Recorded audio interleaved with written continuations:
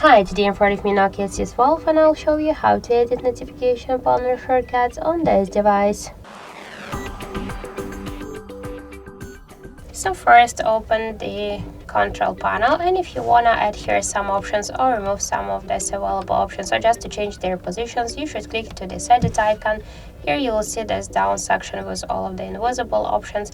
To add them to your panel, you should hold the icon and drag it to the subsection. To remove some of them from here, by the same way, hold the icon and drag it to the down section. And to change the positions of the icons, we should just hold it and drag it, then click to go back to save the changes. So that's it. Thank you for watching, and if you find this video helpful, leave thumbs up and subscribe our channel.